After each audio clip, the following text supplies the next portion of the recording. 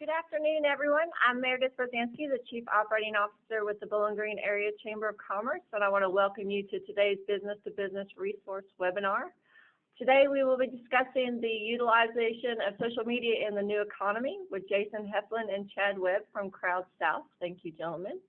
And as with all of our webinars, the content provided by the speakers and all of our COVID-19 resources can be found on our website at bgchambercovid.com. Well, I'm Jason Heflin with CrowdSouth. We're a marketing agency here in Bowling Green. We have an office here. We have an office in Louisville, but our home office is here, and this is where we got started. Chad and I are business partners. We're going to kind of tag team this a little bit today. But we do have a team of social media marketers that work on this every day. So we've been seeing a lot of shifting and changing in the dynamic of how people are communicating and what the best ways to communicate are. So we wanted to run down through some kind of main points today, and then kind of go through some commonly asked questions that we've been getting from our client base lately that might be helpful. And then there have been a few pre-submitted questions that we'll go through as well. So I'll just start off by giving you guys a little background about what we're seeing in the advertising space, in the social media space right now. One thing that we're seeing is we're seeing a lot of outreach from our clients with the need for more crisis management and public relations type tasks. So reaching out to their client base, reaching out to their employees, and staying in continual communication. Social media has been very effective for that because it's quick. People are on their devices all day right now and all night. There's a huge spike in usage. So it's really helped us see that that's the platform, one of the main platforms to use right now. Video chats are also very important, and Facebook has a good interactive video chat feature. So that's something that can be utilized as well. One thing that we're recommending to clients, and we've been asked from some clients, is should I just continue business as usual? No, not so much with communication. Your clients and your customers, your patients, they want to see you react.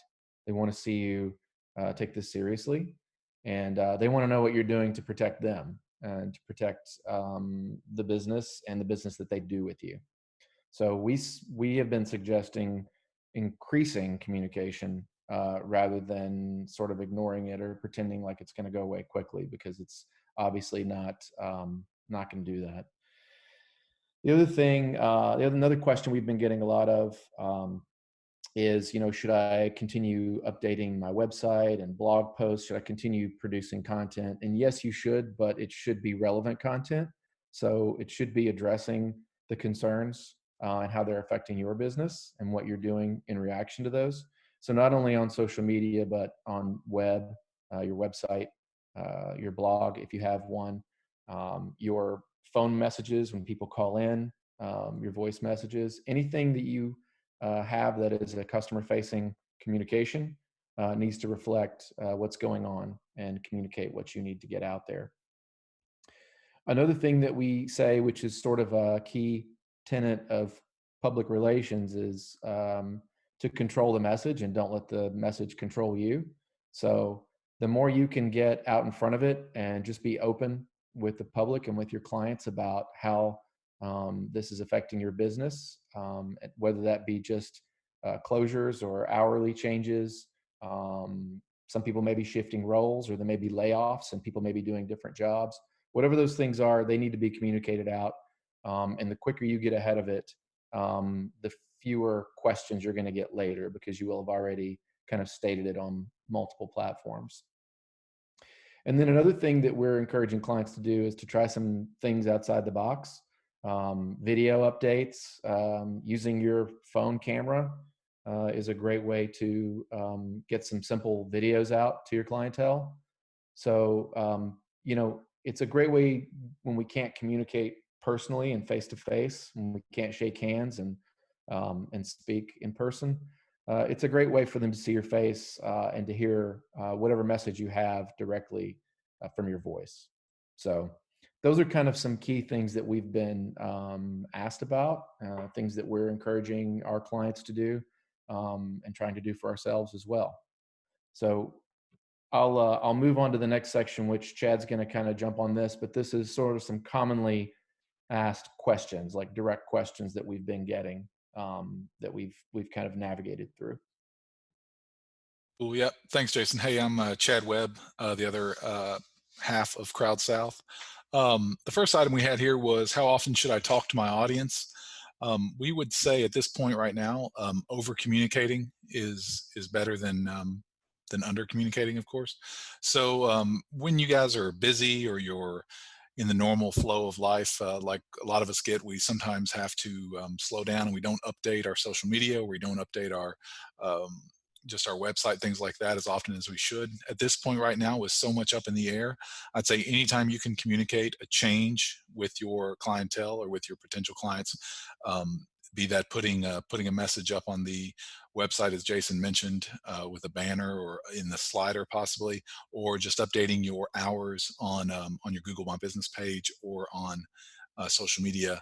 Anytime something changes, you want the public to be informed, just in case, if they've got to come out to do something or reach out to you or contact you, they want to make sure that they have the most up-to-date information on that. So I'd say if anytime that you guys have something that needs to be communicated, I'd put it out on as many platforms as I could, especially when you think it's something that can benefit your customer base, your client base. Um, and also, as we all know, as we get our daily updates at 5 o'clock, 4 o'clock Central. Things change rapidly and frequently right now. I think we all understand this is going to end at some point, but for now, as guidance is changing each and every day, if something comes out that affects you, I would be sure to put that out on your platforms as well. Yeah, that's a good point. You don't necessarily want to create a message and then set it and forget it. You want to make sure and come back and update that regularly as things change, and be somewhat reactive to the things that are happening.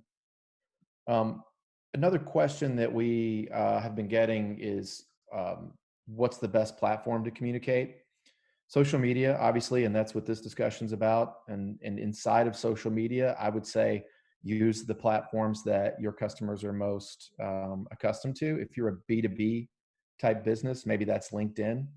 However, if you're more of a public facing business, like a restaurant or a retail establishment, that may be Facebook, Instagram, Twitter, or some combination of any of those.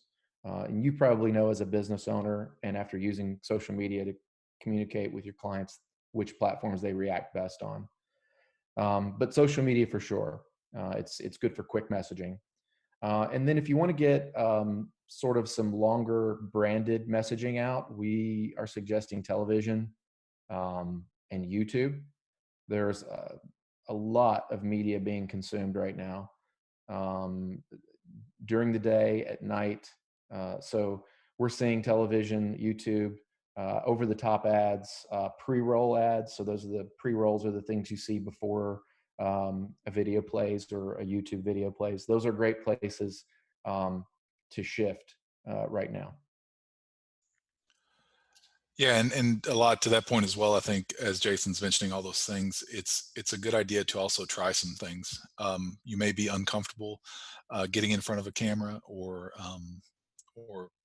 putting out a blog post, but right now, as Jason said multiple times, I mean, people are consuming stuff constantly, and that could be it could be your blog post on LinkedIn. It could be your video that you put up to Facebook talking about what you're doing, things that can help other, um, maybe even other business owners like yours, which would develop a relationship there that could help you in the future, things like that.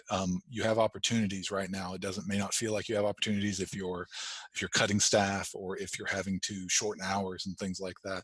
But there really are opportunities right now to try things, and this is a perfect position to be in to try those things. The next point we had here was, what if one of my employees contracts COVID-19? Well, obviously, we're not lawyers, but if you have an in-house lawyer, I'd contact them, because I think the first thing you want to do is try to control that message and put something out ahead of time, and that could be on your social media accounts, or as a post on your website, something like that. But I would talk to a lawyer. I would also talk with a PR company if you're uncomfortable doing that. But definitely getting ahead of it, getting it out, getting the information out there in a safe and appropriate way, depending on the relationship with the employee and things like that.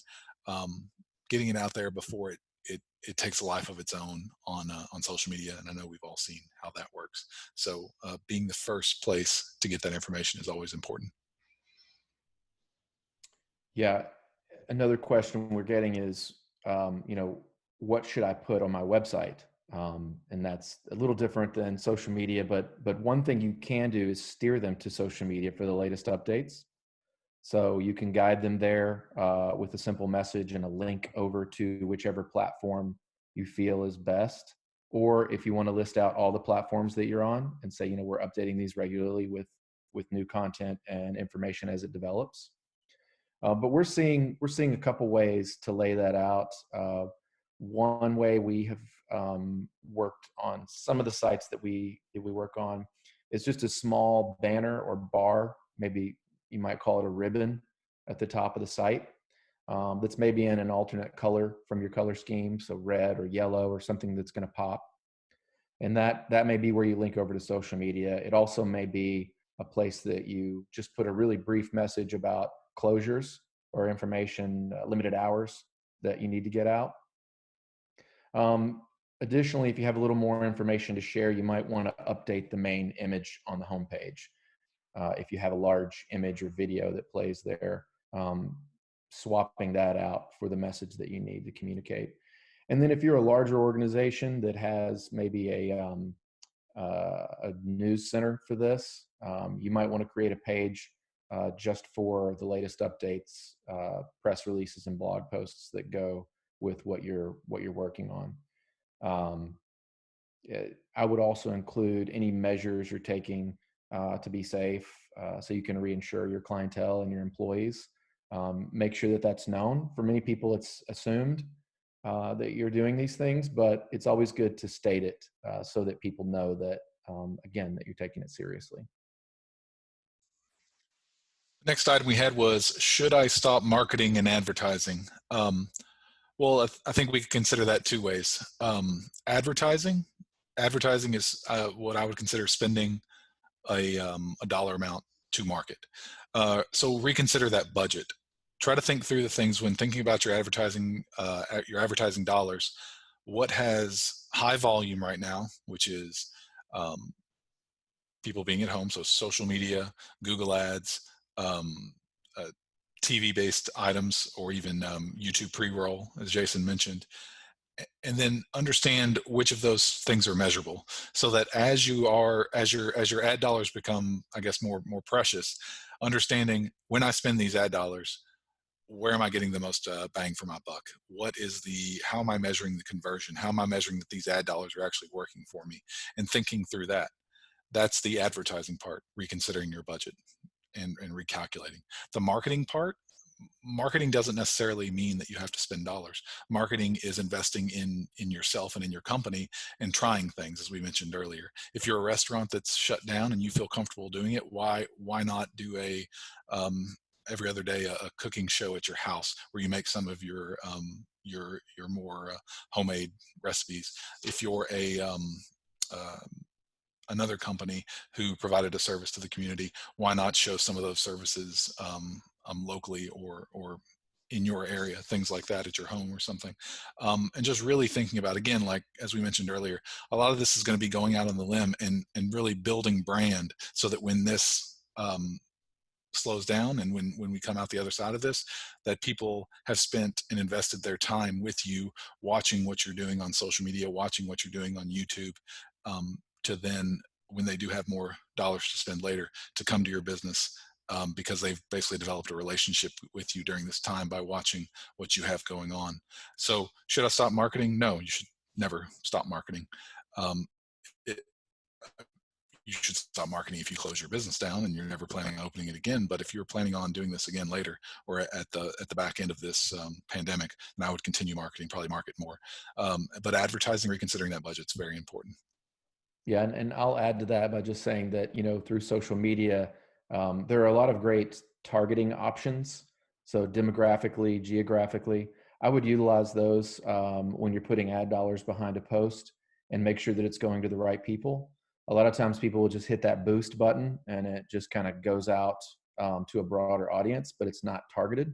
So if you're marketing specific services that have a very narrow demographic, I would make sure and define that. And there's a tool called Ads Manager inside Facebook, for instance, that allows you to do that. It's a little more complex and takes a little learning, but we all have time now. So, it's something that you can play with. And if you ever have questions, you can always ask us, and we'll do the best to guide you down the right path and help you move things forward.